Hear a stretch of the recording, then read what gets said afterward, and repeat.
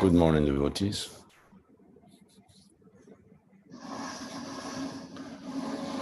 Reading from the fourth canto of the Srimad Bhagavatam, chapter 29, verse number 81. Om Namo Bhagavate Vasudevaya. Om Namo Bhagavate Vasudevaya. Om Namo Bhagavate Vasudevaya. Narayanam Namaskritya Naram Chaiva Narottamam Devim Saraswatim Vyasam Tato Jayam Dirayet Nasta Praye Savadresu Nityam Bhagavata Sevaya Bhagavati Uttamas Loke Bhaktir Bhavati Nastiki. So we are hearing from both Narada Muni and King Prachinavari.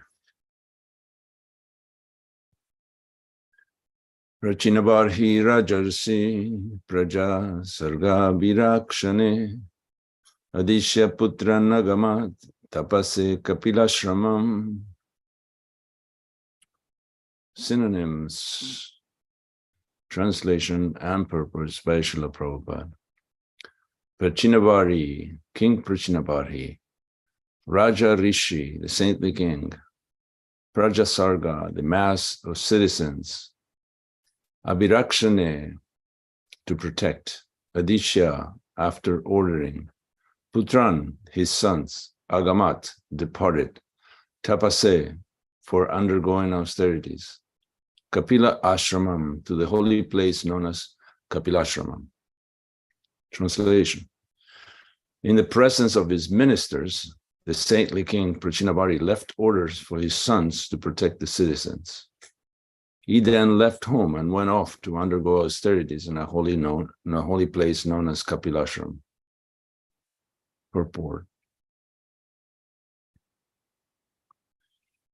The word Prajasarga is very important in this verse. When the saintly king Prachinavari was induced by the great sage Narada to leave home and take to the devotional service of the Lord, his sons had not yet returned from their austerities in the water. However, he did not wait for the return, but simply left messages to the effect that his sons were to protect the mass of citizens. According to Viraraghava Acharya, such protection means organizing the citizens into the specific divisions of the 4 varnas and 4 ashrams. It was the responsibility of the royal order to see that the citizens were following the regulative principles of the 4 varnas, namely Brahmana, Kshatriya, Vaishya, and Sudra. And the ashrams, namely Brahmacharya, Grihastha, Vanaprastha, and Sannyas.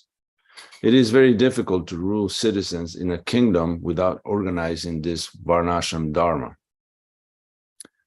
To rule the mass of citizens in a state and keep them in a complete progressive order is not possible simply by passing laws every year in a legislative assembly. The Varnashram Dharma is essential in a good government. One class of men, the Brahmins, must be intelligent and Brahminically qualified. Another class must be trained in administrative work, Kshatriya. Another in mercantile business, Vaishya, and another simply in labor, Sudra. These 4 classes of men are already there, according to nature, but it is the government's duty to see that all 4 of these classes follow the principles of the Varnas methodically. This is called Abhirakshana, or protection. It is significant that when Maharaj Prachinavari was convinced of the goal of life through the instructions of Narada, he did not wait even a moment to see his sons return, but left immediately. There were many things to be done upon the return of his sons, but he simply left them a message. He knew what his prime duty was. He simply left instructions for his sons and went off for the purpose of spiritual advancement. This is a system of Vedic civilization. Sridhar Swami informs us that Kapilashram is located at the confluence of the Ganges and the Bay of Bengal, a place known now as Ganga Sagara. This place is still famous as a place of pilgrimage, and many millions of people gather there every year on the day of Makara Sankranti and take bath. It is called Kapilashrama because of Lord Kapila's living there to perform his austerities and penances. Lord Kapila propounded the Sankhya system of philosophy. The verse again. In the presence of his ministers, the saintly king Prachinavari left orders for his sons to protect the citizens. He then left home and went off to undergo austerities in a holy place known as Kapilashramam. Om Agyanti Mirandasya Gyananjara Shalakaya Chaksur Militam Jena Tasmai Shri Gurave Namaha Mukam Karuti Vachalam Pangum Nangaya Tigirin Yatkripa Tamaham Vande Shri Gurun Dinataranam Paramananda Maravam Shri Chaitanya Mishwaram Vanchakalpatarvyascha Kripa Sindhu Vyavacha Patitanam Pavanavyo Vaishnavivyo Namo Namaha.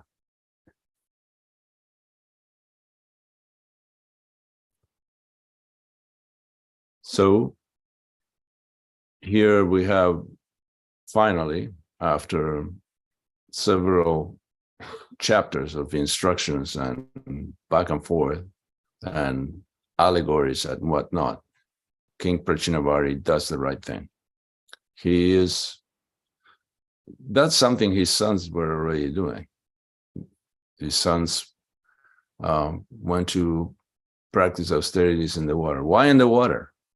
Because they could, because they were powerful yogis. So they could be underwater. We, as humans, we don't belong in the water. They're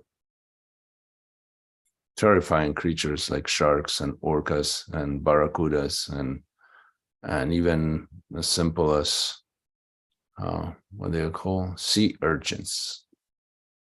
Sea urchins are kind of harmless. They're half animals, half minerals appears to be. They're just these little things with a few thorns on their body, but if you touch them, you will get a high fever and irritation and so on. So there's a world that we don't belong in. I actually was swimming in the Red Sea when I was in my teens, and I didn't measure correctly, so I kicked a coral, and I had to come out to check. I was bleeding, not profusely, but my friends, they actually got to touch sea urchins. We were all swimming together, and they came out of the water with this long black thorns that were right under the skin, and they all got fever and irritation and inflammation, et cetera, et cetera. So the water is not and this is the ocean. There are other creatures in rivers and lakes and so on. But the water, because you're not going to be disturbed by other humans. That's the point. Nowadays, it will be hard to find a solitary place, maybe in New Guinea or maybe in some back island in the Philippines or somewhere that there's just people won't go, that you may find a solitary place. But otherwise, there are people, there are drones, there's developers, there's loggers, there's always someone that needs, due to greed, they need something from a particular area. So in the water, they were undisturbed. And now the Father is following their footsteps. So even though he understood that the goal was devotional service, he knew he wasn't ready. And that's why he needed to go and practice austerities in a holy place.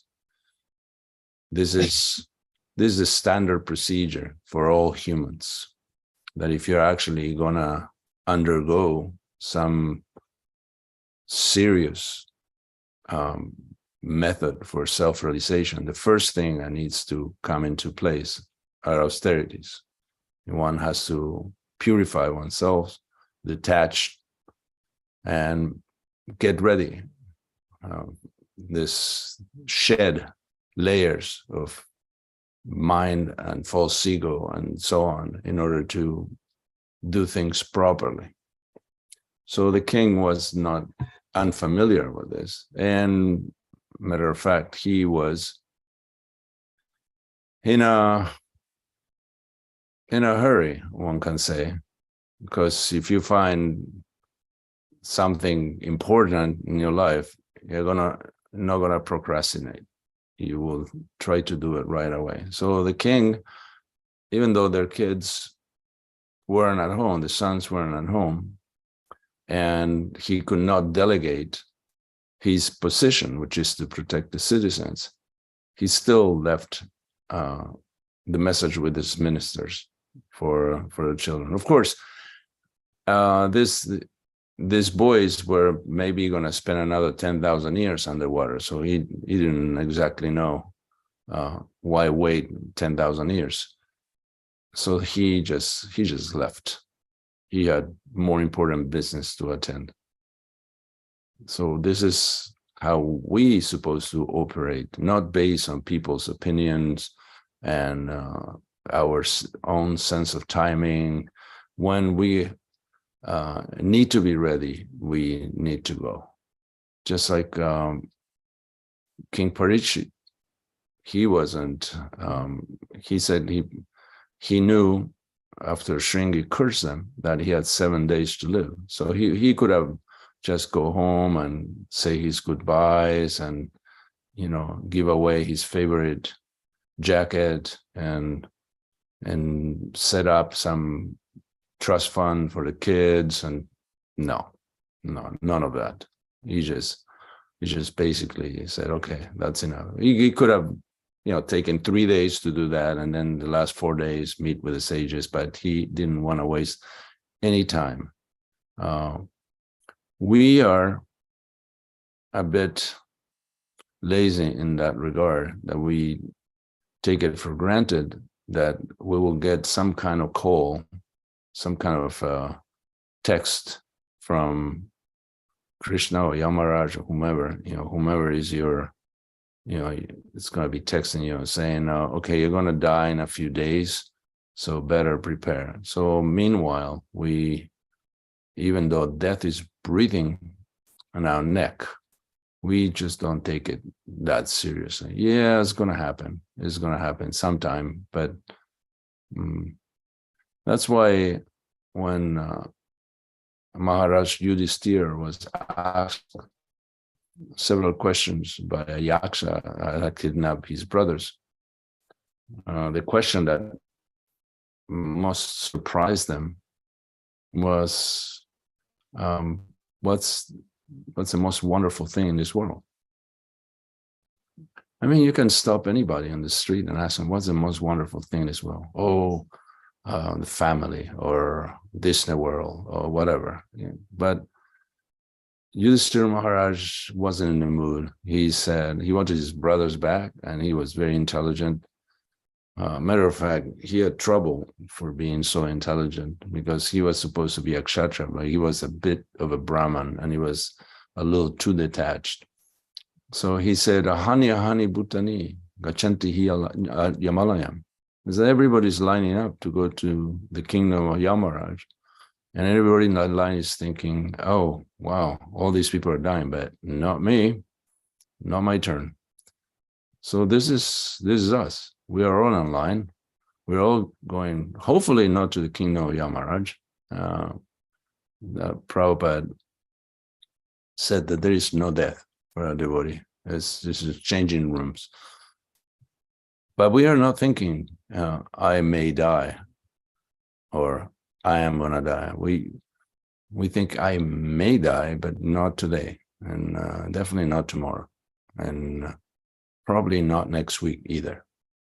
So this is a bit of our attitude, being irresponsible. Everybody, because we are contaminated by everybody else's association as well as our own heart, and thinking, well, everybody's trying to enjoy and they seem to have a good time, and eventually we all have to give it up. And even if you take a survey among our fellow non-devotees, and you give them a survey, and one of the questions is, are you going to die? And it's multiple choice, yes, no. Unless they're insane, everybody's going to check the yes, I'm going to die. But is anybody living as if they were going to die? No. So this is our life. It's not exactly like that of the Prachetas or King Prachinabhari or King Parikshit or King Yudhisthira. Our life is like, we just go about in life, and all of a sudden we get the call and that we're going to die, or we don't get the call. We get smashed in a car accident and depart. Yes, even gurus do that. we have our Tamal Krishna Goswami, who he seems to be indestructible, but he wasn't. He actually crashed. No, it's Krishna's plan, obviously. When advanced devotees are involved, is usually Krishna just misses them and wants to take them and does it right away. So it happens to everybody. Who is not going to die? Who's not going to leave the body behind? Who's there who can say it's not going to happen to me? And who can assure us that it's not going to happen tomorrow or today? The word Prajasarga is very important in this verse. When the saintly King Prachinavari was induced by the great sage Nara to leave home and take to devotional service of the Lord, the sons had not yet returned from practicing austerities in the water, but he didn't wait. Viraragavacharya says that protection, this is what the Kshatriyas provide, particularly the king, is means to organize them according to the Varnashram system. And the Varnashram system is perhaps not overtly implemented, but is tacitly there. It is present. Some people, one can be born in a Srimatam, Suchinam Srimatam Gehe, in a family of rich people or Brahmins, but may not have that knack for business or for Brahminical activities. They may be out of place. Like a kid in a rich family usually get violin or piano lessons by age 5, but may not have any inclination towards music or playing a musical instrument. But because they're rich, that's all he wants to do is to get greasy and fix cars. He draws cars. He buys only toys that have wheels on them or wings, and there you have it. Yes, that person belongs in the Varnashram system, but as a Sudra, not as a Brahman, not as a Vaishya either. So people need to be organized according to their nature, not their position, not their financial situation, not because they can. Otherwise, they won't be happy. They won't be happy. We can see it even in our movement. People come to Krishna consciousness and they are occupied in some usually menial service, except for Gita Nagari, where everybody's occupied in menial service. And there's no graduation from that program. You can give class, but then you have to go shovel cow manure. So this is how usually happens, that one is occupied according to the need, and then eventually one will lean towards their own capacity. That this person, really like a friend of mine just discovered after being 40 some years in the movement that he can write poetry. He just figured it out. Just started writing after 40 some years in the movement. Never done it before. Just decided to take a shot at it, and he's good. He's good. So it may take us a while to find our niche. Where do we belong? And we may be split. We may not be a full anything. Prahlad Maharaj speaks about mixed classes, and this is what we are. We are not coming from pure Vaishyas or pure Brahman families, not at all. Every Kalo Sudra Sambhava. But if you have to bet, you can bet that people come from Shudra background. That Parents are not that intelligent, not very philosophical.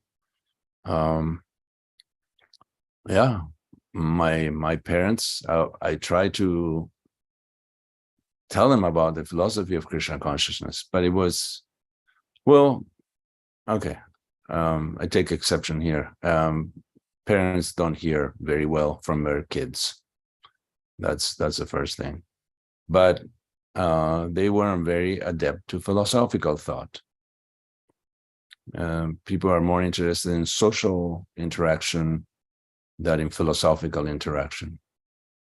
Just like I've been a guest speaker every year for decades in a class called Global Religions at the University of California in Santa Barbara, even online nowadays. And they always want to hear my story, how I came to Krishna consciousness, not because they're interested in Krishna consciousness, not because they're interested in the philosophy of Krishna consciousness, not because there may be some truth that one can pursue and become happy and liberated oneself. It's simply because they can't conceive of the conversion issue. How can a person that is this way become someone else, completely different? That's also why that's a sociological study, nothing to do with religion.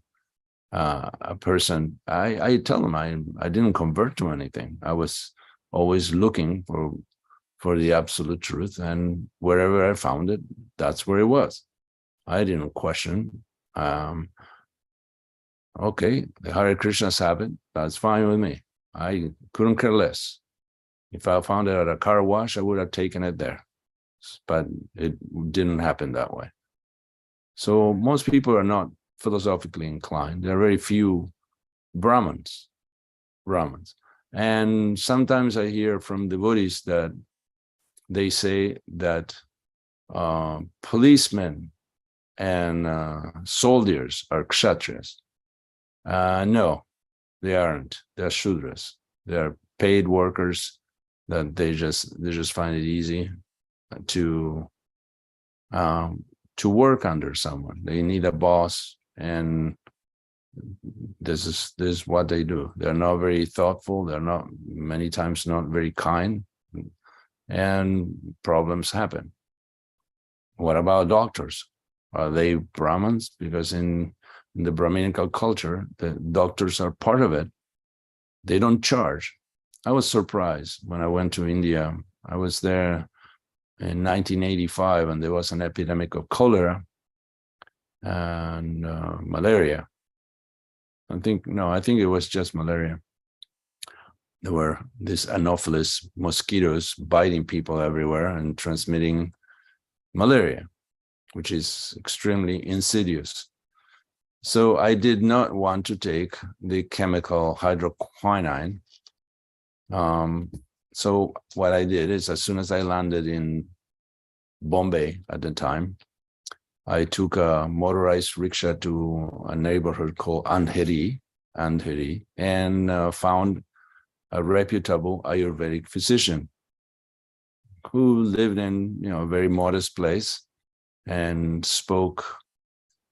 I can't remember if he spoke English or someone translated for me, and he gave me something. He said that I have to change the constitution of your blood and make it bitter. So the mosquitoes, they can smell the sweetness of blood, even through the skin, and they bite you. But if they smell and you smell like a bitter melon, then they won't come to you. So he gave me this to send me to the pharmacy, to the Ayurvedic pharmacy, where they very in a pristine, sterile condition, they pack your medicines. I'm just kidding. It was just an old guy and with pieces of newspaper putting some powder. It had been in a jar for a century probably, And it was quite a large amount of this thing. It was like a quarter page of newspaper per dose. And it was the bitterest substance on earth. It tasted like ground tractor tires. That was the flavor. And he said, if it is too bitter, just take it with a little bit of juice. But it was just expanding the misery. I found that the best way to do it was just to eat that horrible thing. And when I offered some money to the doctor, he didn't want it. He didn't want it. I said, but I had no idea. I went to see a doctor. It's like, here, you go see a doctor, and he said, I don't want any money from you. That doesn't happen. That doesn't exist. But this guy was a Brahmin, and he didn't charge. He lived off charity. So I made sure he got a gift, but he wouldn't accept payment for his prescription. So long story short, I didn't get malaria. I mean, not only mosquitoes, I don't think humans wanted to come near me after eating that stuff.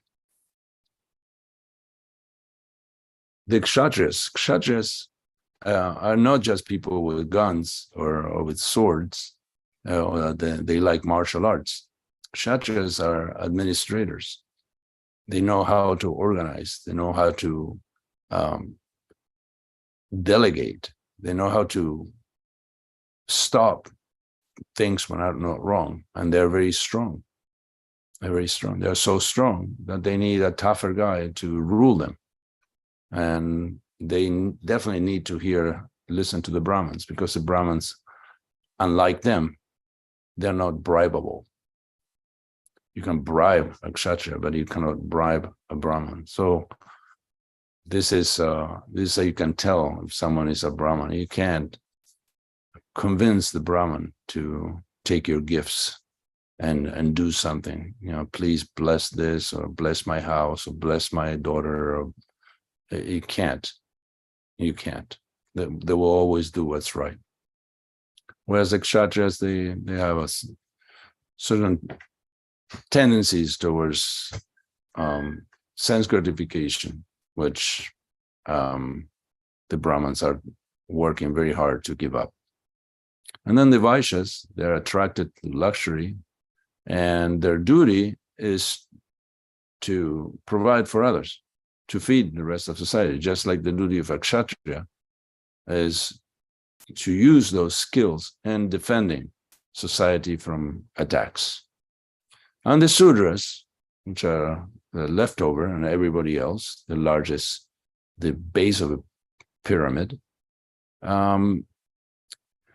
they're just there to support the other classes. They offer their work. And it's not like a Sudra is an unintelligent being. No, very smart too. Artists are considered Sudras, and musicians are considered Sudras.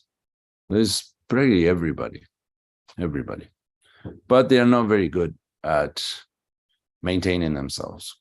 So they need a master, just like dogs are not very good at feeding themselves. Cats, they can figure out how to.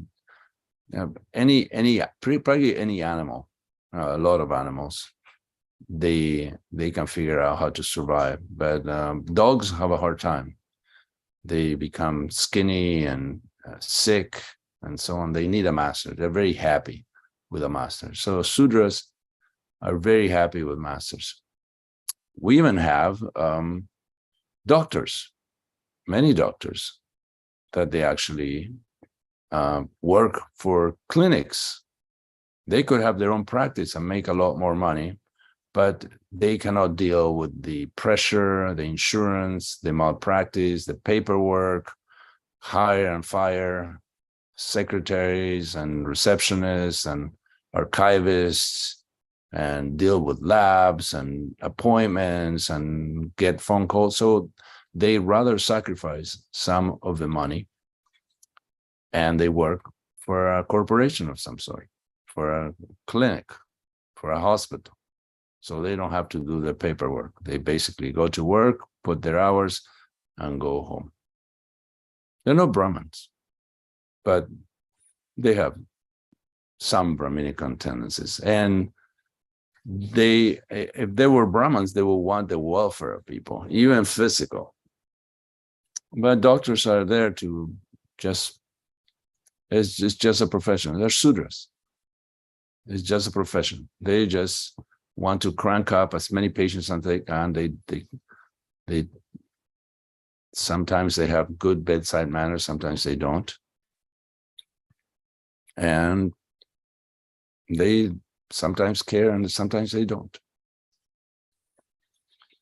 It is very difficult, Prabhupada says in the purport, to rule a kingdom without organizing the citizens and these 4 varnas and ashrams. And then there is the brahmachari, grihastha, vanaprastha, sannyas.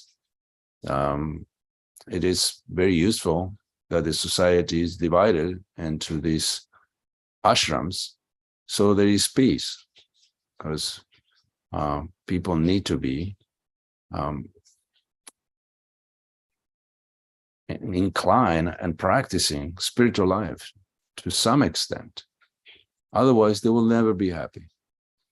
Even if their goal is sense gratification, if they're out of place, they will never be happy. Of course, we, as aspiring devotees of the Lord, we would like to invite everybody to practice spiritual life the way we do it, because we can attest to its effectivity. It is efficacious. It's like a shortcut to the spiritual world. Instead of all these speculation and rituals, etc., we can actually, Krishna made it easy. Lord Chaitanya made it even easier.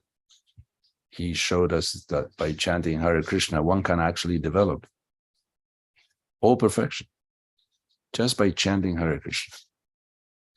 This is a wonderful gift that we should not turn down. Matter of fact, we should share it. And this is called abhirakshana, protection, real protection. Just like we have the words go raksha, cow protection. Abhirakshana is to protect the population. And you protect them by educating them and putting them in the proper situation, not by just unrestrictedly giving them access to pornography and all sorts of drugs and things that will lead them astray and away from spiritual life, from understanding who they are. What's the point of going through life without understanding who you are and who others are? And the point is that as you see who you are, as you discover who you are, you should see others too. Because if you only think about yourself, I just want to know who I am, and I couldn't care less about the rest. No, if you don't see others as spirit souls, as you carry your own journey, then there's something missing. There's something seriously wrong with that. Just like when the sun comes out, you will not only see your house and your body, but you will see everybody else's body and everybody else's house. So when the sun of Krishna consciousness comes up, you should see everybody else as a living entity. Otherwise, you will remain at best a Kanishta, and you will see God in the temple, but you won't see the divine nature of all living entities and God everywhere. So that was quite convincing by Narada Muni. King Prachinavari didn't have to get a second opinion. Yes. And this is, Prabhupada said, this is a system of Vedic civilization. Yeah, if a sadhu preaches to you and tells you about the goal of life, it should be clear that that is an order to be followed. That is Krishna sending someone personally so you can actually carry on with your spiritual life. And Sridhar Swami comments about Kapilashram, now called Ganga Sagara, and the confluence of the Ganges and the Bay of Bengal. That's where Lord Kapila, Devahuti's son, went to practice austerity. So that's the place that King Pachirabari chose for his austerities. He found a nice little place. They're beautiful places all over Bengal. I remember, for some reason, we went to see, it's been a few years now, but we went to see, I can't remember the name of the place. It's where Lord Nityananda broke the danda of Lord Chaitanya and threw it in the river. It's a very special place. You can tell it's a very special place. And one can see oneself building a hut and practicing austerities there.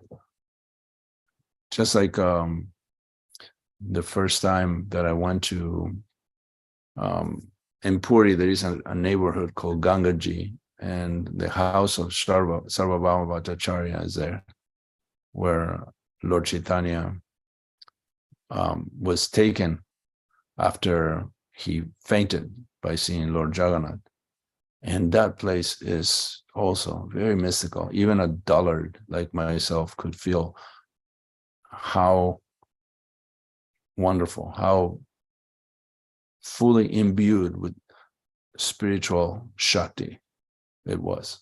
So there are places like that are suited for the practice of spiritual life. In Vrindavan, there are so many places. There are even caves where sadhus used to just hide and chant. So this is as we are getting to the end of our permanence in this mortal coil, we should consider ourselves quite fortunate to live in a holy place like Gitanagari. Gitanagari is definitely a holy place. Anybody can tell that. Srila Prabhupada came here. Srila Prabhupada wanted to come here at the end of his permanence in this world and teach Varnashram. And this is how Varnashram ends, practicing austerities, going back to Godhead. So we are very fortunate to live in a holy place. And that's one of the pre-requirements for a spiritual life, residing in Mathura, finding a guru, etc., etc. So this is important. So to those who live in Gitanagari or near Gitanagari, should consider themselves very fortunate that they have access to such a wonderful portal from where to be transported back to where we belong in the spiritual world. Okay. I think usually when I ask for questions, I wait for a tremendous amount of time, like 10 seconds, and then I bid farewell. But Taraka Prabhu told me that it takes a little more than that, more than 10 seconds for devotees to think of points, reflections, questions, and so on. So I will abide by asking for collaboration, help. Please, if you have anything to contribute, whether it be positive or negative, whether it be chastisement or praise, hopefully chastisement, because it's hard to learn from praise. Please, it's time to do it. Hare Krishna, Sarvatma. I sent you a question in the chat, if you wouldn't mind indulging me. Hey, Yasudev Prabhu. Thank you for the tour of the sacred places of India. I wonder, Prabhu, that as travel and immigration becomes more difficult in Kali Yuga, it may be in the future that new devotees will never have a chance to visit Vrindavan, Mayapur, etc. What will become of their spiritual lives? What hope do they have? Well, they can come to Gita Nagari. They can go to New Vrindavan. They can go to 26 Second Avenue. Because wherever a sadhu is, that's a holy place. Yeah, it would be nice if they can go to Mayapur or Vrindavan or Puri. But it may not be possible. This is not the same world that it was when I joined Krishna consciousness. I remember going to Jagannath Puri the first time, and I was rooming with Bhakti Bhushana Swami. He was formerly known as Suchandra, one of the first devotees to join in Germany. And we actually hired this old guy with a Sika who had a bicycle rickshaw, and he spoke enough English to take us to every place of pilgrimage you can think of. So for a whole week, we were just going on a rickshaw and stopping at different places of pilgrimage that related to the pastimes of Lord Chaitanya. It was wonderful. They may not be able to do this, but there may be something. Krishna has plans for everybody, not just a few people, and the rest, they have to suffer or watch it on video. I don't know. If you have travel and you have been to places of pilgrimage, then you should consider yourself fortunate. Lifestyles do change. Jobs change. Services change. Everything changes. So maybe in the future it will be easier or not. I don't know. But there are places of pilgrimage that can be considered places of pilgrimage, like Gita Nagari. It's not like if I get my notice that I'm gonna die, I have to just rush to get a visa and go to Vrindavan. I don't feel any need to do that. I can happily die in Gita Nagari and achieve the same result.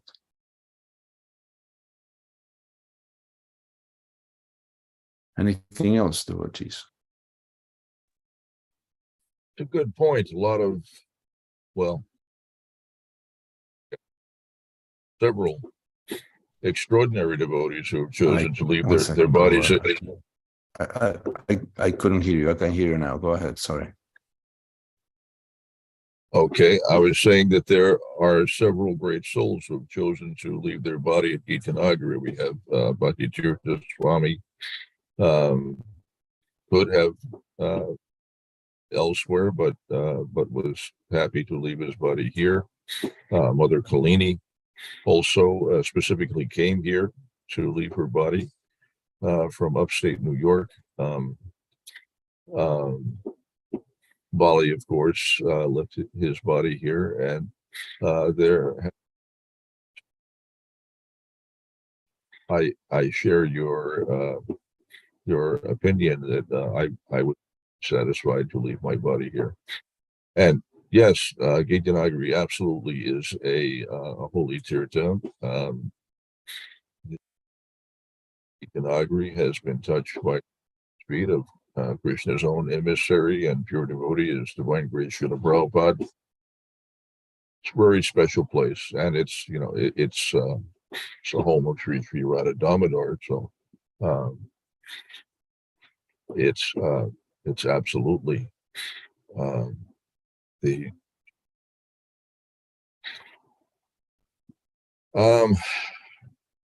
nonetheless, Srila Prabhupada did instruct that all the devotees should make places in India, but we've seen that sometimes that's not possible due to lockdowns or whatever may be. Things can happen, but it's not the end of the world. It's nice to be able to make those pilgrimages, but it's not absolutely necessary. Today you gave a class on text 81, which we actually did yesterday. You were actually scheduled to do text 82, according to the list that was posted on WhatsApp. And but I'm glad that you did 81 again, because you did a really nice job of covering the material. There was no redundancy in what you spoke on today, when compared with what we heard yesterday from Nagaraj Nitai Prabhu. So I'm delighted to have had the opportunity to hear this class. It was well thought out and nicely delivered and entertaining as well. Lord Nityananda broke the danda Chaitanya and threw it in the river known as the Bangi Nadi. And the precise location, I'm not sure the name of the actual place where that happened, but that was the river in any case. And that's all I have. That's quite a mouthful. Thank you. Oh, no, actually, I also was really appreciating, and now I can't remember what it was I was appreciating. I'm having a senior moment. My brain just... At least you were appreciating something. That's a good thing. Yeah, brain just dropped a bit. There was something you mentioned early in your class, and I can't recall what it was. And I'm sorry for that, because it was a great point. Brett, well, perhaps it will come to me later. There it is. I think there's another question in the chat. Okay. Hare Krishna. Thank you, Prabhu. Lila Kishori. Hare Krishna, thank you for the class. In your preaching to people in bodies of color, how do you present the topic of caste in a way that is not triggering?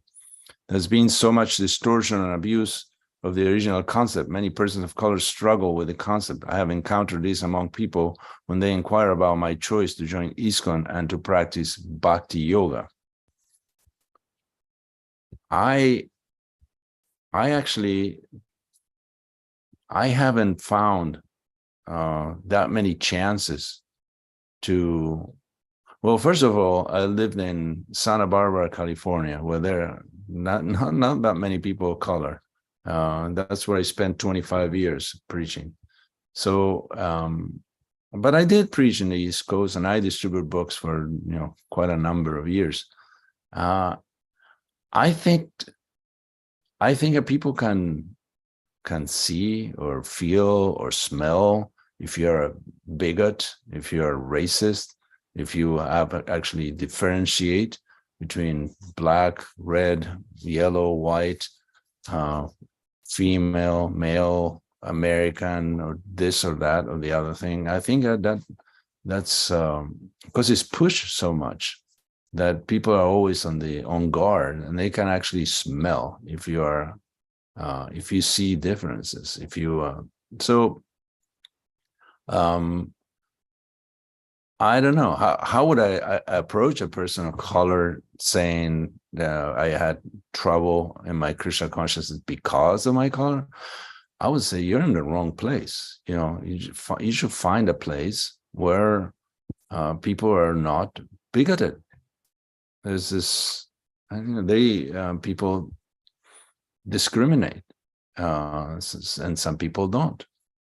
And maybe it's because of lack of cultural exposure, because they don't have. Matter of fact, a friend of mine, his name is Sri Shyam. He's Black, and he was in Gurukula and Vrindavan. He's a fantastic musician. He plays Mridanga too, but he's a fantastic musician. that when he was in India, the Indian boys living in the ashram were asking him about his tail because they thought black people have tails. So this goes everywhere. This goes everywhere. He had to dispel certain myths, and it's usually based on ignorance. As you can see, most people who are nationalistic and bigoted and racist, they're uneducated.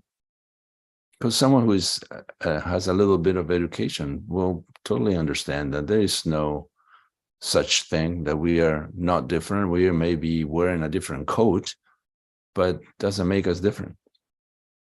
The powering engine behind the bodies is the soul, and the soul is not black or white or anything else for that matter. So if the problem is that the people you live with, they have prejudice, then you have to find a better set of associates. That's my advice. I don't know. Have you, Lila Kishori, have you felt that way here in Gita Nagari? Hare Krishna, no, not in Gita Nagari.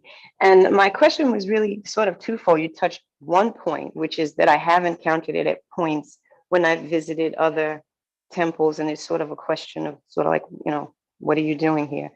And it's one of the reasons that I go places and don't want people to know that my brother is His Holiness Devamrita Swami, because then there's a whole shift in how I'm treated, and it's very interesting. But the other point was that when I'm speaking with people who are not in Krishna consciousness, but are in bodies of color, and they're like, well, if you're talking about that, they have a sense of like the untouchables in India. They have a sense of, well, you're in a black body, how could you even be accepted in that? They sometimes have questions if I'm reading with them in Gita or something about, well, it says that he's blackish, and then they say he's bluish. Did that have to do with colonization? You would not believe the questions. And so sometimes I'm just like, okay, and what I would like to do is sort of stick to what we're reading and not get caught up in that. But I understand that it's very triggering for people who have a long history of having been mistreated, or been made to feel that by the nature of their skin color, they're automatically a Sudra in the most demeaning way. So that's what I was asking, is if you've ever encountered that, how did you address that topic with someone to sort of help them get over that bridge? And I have to say that even historically, I've heard that even Bhakti Tirtha Swami encountered prejudice when he first, it's there. It's not something that we can ignore. So I think it's something that it's good to have the discussions about and to talk about, what do you do with this? I'd say you have to have equal vision, not just black and white. You have to stop also the speciesism, like animals need to be treated properly.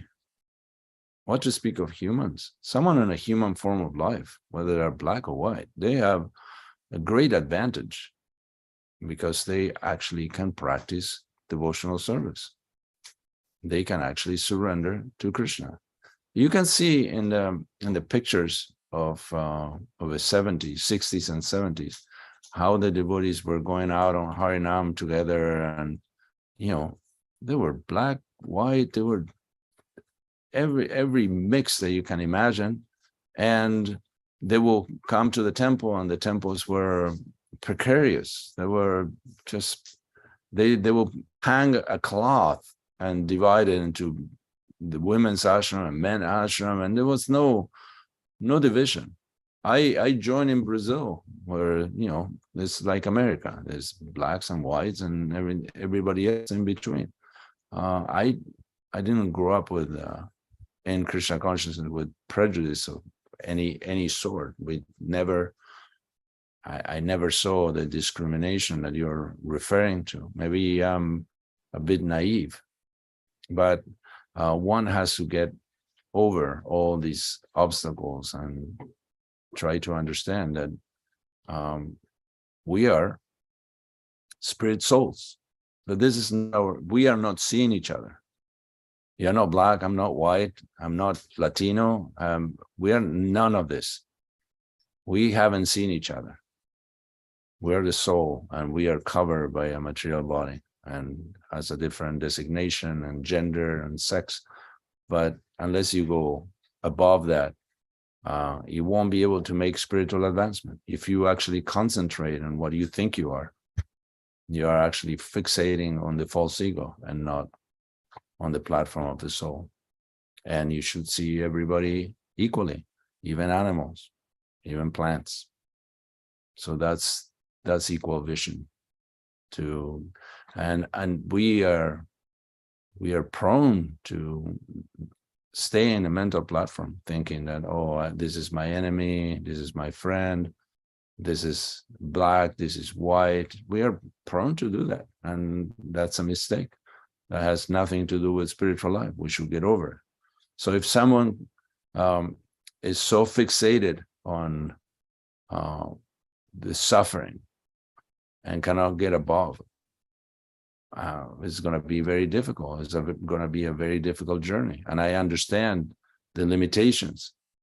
Everybody has some different karma to deal with. And we have to do the best business we can with the bad bargain. And the bad bargain is to get a material body. There's no, one may say, well, there's advantages to getting a white body towards getting a black body, but nowadays, I don't think things are as bad, you can say, as far as gender and race as they used to be. I mean, they're crazy still, but they're different. So there is opportunity. It's not like someone has to go to the back of a bus or drink from a different water fountain or anything like that. So there is somewhat of equal opportunity, and the opportunities that you can practice spiritual life unimpededly at whatever body you have. So if you want to concentrate on race instead of concentrating on spiritual life, that is a poor choice, but you're an individual and you can do that. And so you can tell people you can completely get out of the material world, or you can just fixate on different aspects of the material world and see how you do. We have Yashodev, whose hand has been raised from a get-go. So let's go to him, and then Taraka Prabhu as well. They want to comment. Please. I have my hand raised for my first question. You please continue. No, it's fine. I'm done. I don't have a second question. I just forgot to press the button to lower my digital hand. Okay, well, I hope your hand didn't get too tired. Go ahead, Taraka Prabhu. Okay, regarding Lila Kishori's question, this is a great topic. We're actually out of time, but if the devotees are interested, this is just a great topic for discussion. Very important thing. In my preaching, what I found is that this issue is a fabulous opportunity for propagating Krishna consciousness. There is no place in the world where racism is less of an issue than in the Krishna consciousness movement, because we understand that we're not these bodies. We have the solution to all of these issues. We're not these bodies. We have nothing to do with these bodies. And the most fundamental understanding in Krishna consciousness is that these bodies are just like outward dress. We don't discriminate against someone because they're wearing a purple shirt or a brown shirt or a green shirt. Shirt changes. I'm not my shirt. I'm not my outward dress. So we have that understanding. We operate on that platform of understanding, and so we can include all kinds of people in our society. They can be accepted fully and embraced and interact and not have to feel in any way self-conscious or uncomfortable or concerned that somehow or other somebody may be seeing them differently or unfavorably because of their outward appearance. We don't place importance on that. And there is no place else in human society where that is less of an issue than in the Krishna consciousness movement. In our preaching, we have the opportunity to explain that to people, and it becomes, it makes Krishna consciousness very attractive. As far as and you point out that there is particularly in India, there is a perversion of the original system of Varna. It became a caste system, which is not what was originally created and intended. The system of Varna and Ashram is created by Krishna, and it actually exists eternally. And but it has been perverted and abused. So Srila Prabhupada has worked tirelessly to try to reform those misunderstandings. And so that's also an opportunity. We have an opportunity to explain to people what the actual fact is, that historically in India, this concept has been abused and is seriously distorted from what it should have been. It is one's social status, and I hesitate to use the term social status because it's not exactly a status that we talk about when we talk about the Varnas. Each Varna is regarded equally. It's not that one is necessarily higher or lower. They are like different parts of the body. The Sudras may be compared to the legs of the body, but you wouldn't want to cut off your legs. Every part of your body is important to the overall health and well-being of the body, to the proper functioning of the body. Every part of the body plays an important role. As are compared to the head obviously is very important, and it gives direction to the other parts of the body. But all the parts of the body are important, and that's our position, that every Varna is regarded with respect and dignity and valued, because they each play an important role in the body of society. So these are all things that we have to explain to people to mitigate their misunderstandings about these things. There's been historically lots of criticism of India for their bigoted caste system, and so sometimes people mistakenly think that we also subscribe to that kind of a thing, and we absolutely don't, of course. But discussions of these things are not something that we have to avoid. It's a great opportunity to preach the fundamental principles of Krishna consciousness, beginning with the fact that we are not these bodies. So myself, I've always found this to be an attractive aspect of Krishna consciousness. It's hard to tell sometimes for some people, especially with my glasses on, but I actually I am Asian, by the way. People think I'm white, and I'm not. I'm actually mixed, but I'm partly Asian, and in my youth, people knew that, and I suffered a tremendous amount of discrimination, treated very bullied by children, and I was beaten up a lot. I went through a lot of things, But the Krishna consciousness was a great haven. I joined the movement in New York, which is also a place that is relatively accepting of different races, ethnicities, religions, and cultures, because there are so many different people living there, from the time of its colonization, and but the temple was also a great mixing pot. We had every type of devotee, every race, every ethnicity, and we were all brothers and sisters. We loved each other dearly, still do to this day. The kinship that we felt was it was a wonderful thing to be in a society where we all had great love and affection for one another. I had not experienced that outside of the Krishna consciousness movement.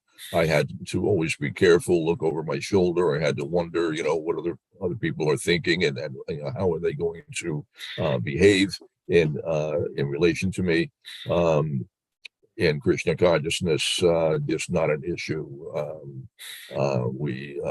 We just don't concern ourselves with the outward aspects, but what we do concern ourselves with is the content of the character, which will differ from one person to another. Even varnas are, a person's particular varna is not eternal. That also changes. And even within a lifetime, a person can elevate themselves. You can elevate your consciousness. Devotees transcend the varnas and the ashrams. They actually are, they do not belong to any particular varna or ashram. They're transcendental to the varnas and ashrams. They can act in any capacity. They can act as a Shudra, as a Vaishya, as a Kshatriya, or whatever the situation requires. They can be empowered to perform in any capacity by Guru and Krishna, but they transcend all of these outward designations. Lord Chaitanya's instruction was that people should be judged actually not by their birth, but by their actual qualities. So the content of the character. It's not by birth. It's not by your particular body. It has nothing to do with your race. It has nothing to do with your ethnicity. It has nothing to do with where you came from. It has nothing to do with any of these things. It's a question of the actual quality of the content of your character, the various qualities that you have acquired as a result actually of many births. So everyone is an individual.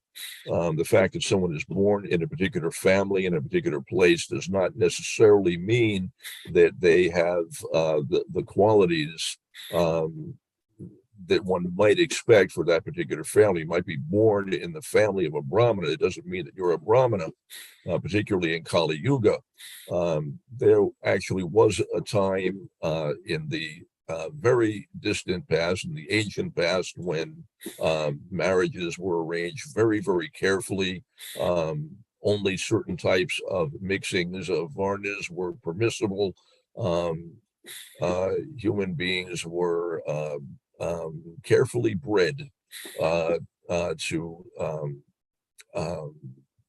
preserve the purity of the qualities of the different varnas, but that system broke down a very, very long time, thousands of years ago, and now it doesn't matter what sort of family you're born in. It will have no correlation necessarily to your actual qualities. So therefore, Lord Chaitanya's instruction was that a person has to be judged based upon their actual qualities. And so the caste system, he threw that out, just completely threw it out. And even actually, he even rejected the system of Varna and Ashram, considering it to be inferior. That's another story. But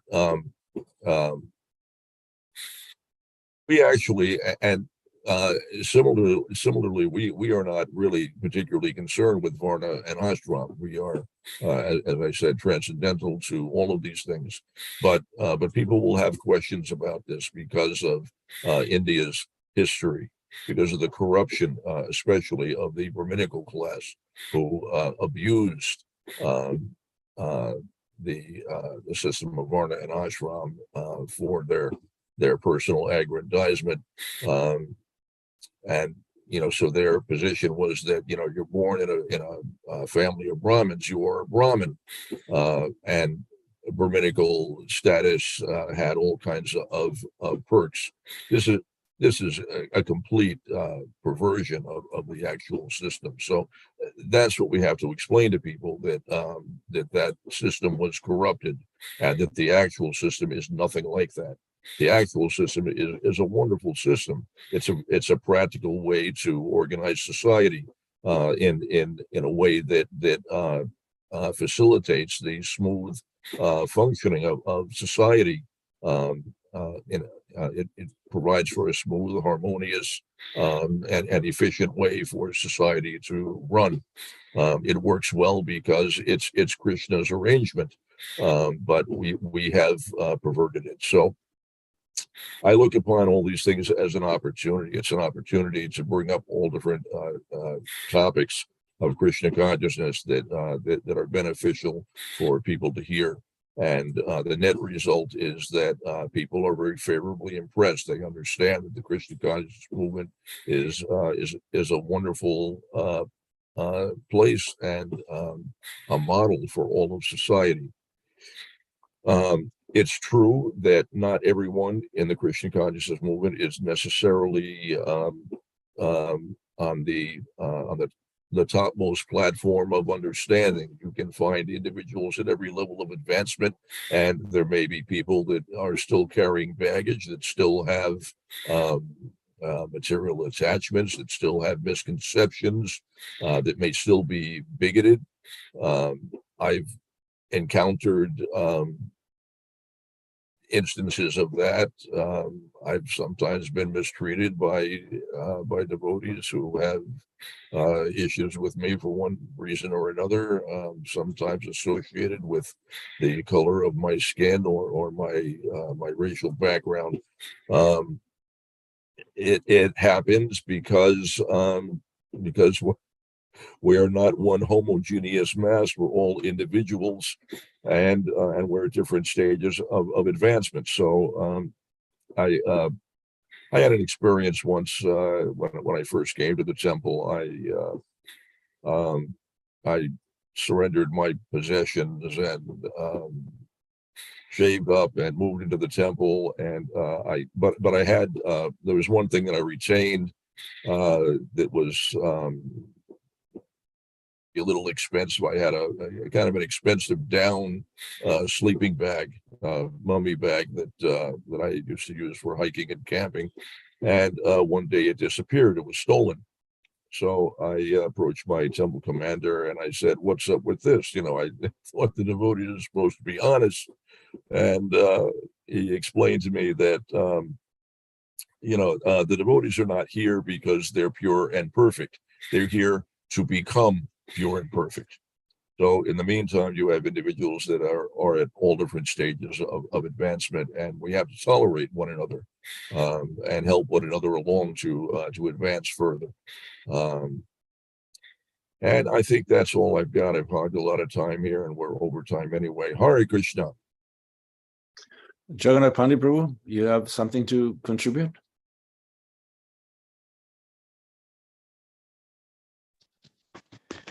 Yes, first I want to say I'm sorry we don't have enough time to really get, completely everything that devotees may want to share about, including myself, but maybe another time. I want to appreciate Leela Kishore for bringing the topic up, and it's one that we can't really just like it needs more of a discussion back and forth, and more can be revealed. But one thing, there's a principle of compassion. Like, for example, when someone's sharing their personal experience and they're new, and they're trying to understand this philosophy, but something really they don't understand, or it doesn't make sense in it. And from their personal experience, it bothers them and hurts them. And they, one thing that we can do out of compassion is to honor and validate the experience of that person. No matter what else you say, if they can, just like they say, what they don't remember what you said, but they do remember how you made them feel.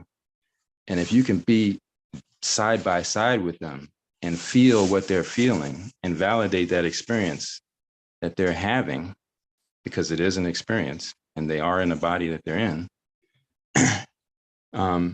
it may be difficult for us to do that, but that is an extension of compassion, And as Tarka Prabhu was mentioning, we do have our blind spots, being in the bodies that we've had. We've been culturally conditioned. There's so many things that are there that we're not aware of, and that's each person, And as time goes on, we learn more and more about these things. But these kind of discussions can help us to uncover things that are there that are also binding us to this material world. So, because we are pointed to transcendence, but we want to meet somebody where they're at first, and then take them from there. And, we can talk about the 4 defects, yeah, those things are there. And this is Kali Yuga. There's always, so much misunderstanding and conflict and so on. But the most important thing I feel that's most compassionate is that we can have empathy for a person's experience, which allows them to come back to the temple or come back to the association, and feel like, okay, there's some hope. I can understand this, and move from a place of greater understanding and acceptance, for my own personal experience, as I also try to move towards transcendence, because they're coming for a reason. And they need help with the block they have, but we have to connect with that also and validate that experience, just like we struggle with certain things. And we want somebody to have empathy for us. So anyway, there's more I want to say, but I better stop there. Well, thank you. Much appreciated. If I can share one last bit, I grew up in a Jewish household, and according to a lot, it's quite generalized in Jewish households that you don't think that Black people are second class. You think like everybody is second class except for the Jews. So this is a prejudice that I had to overcome. And I was not, we had a living maid. That's how middle class or upper middle class people are in South America. And she wasn't Jewish. And because of that reason, my mother treated her as a second class citizen. And even as a child, I was up in arms about it. How can you discriminate? And I had friends from all backgrounds, races, genders, religions, and I treated them all equally. So I had to fight prejudice at home. So to me, coming to Krishna consciousness was refreshing to see that just the idea that we are not the body was the solution to most of my problems. Just to understand, we are actually spiritual souls. We have nothing to do with the material world and and the colors and shapes and skins and so on. So I want to say, I want to apologize for having chosen the wrong verse, even though according to Taraka Prabhu, I did a half-decent job. So that means, Yasudeva Prabhu, you will have to speak on both verse 82 and 83 tomorrow. So thank you for that. Thank you to all the devotees participating. And unless there is any urgent matters, we extended this class quite a bit. I appreciate that you didn't go away. And I wish that we can all finally get together and push together in one direction, regardless of who we are or who we feel we are or what we think of each other. Because actually to find fault in others is very easy. To find a point of communion is very difficult. And we are all spiritual souls trying to get back to Godhead, and hopefully we'll help each other to do that. Okay. Thank you, devotees. Have a very wonderful Krishna conscious day, and we'll see you tomorrow. All glories to Srila Prabhupada. Grantaraj Srimad Bhagavatam Ki Jai. Hari Hari Bol.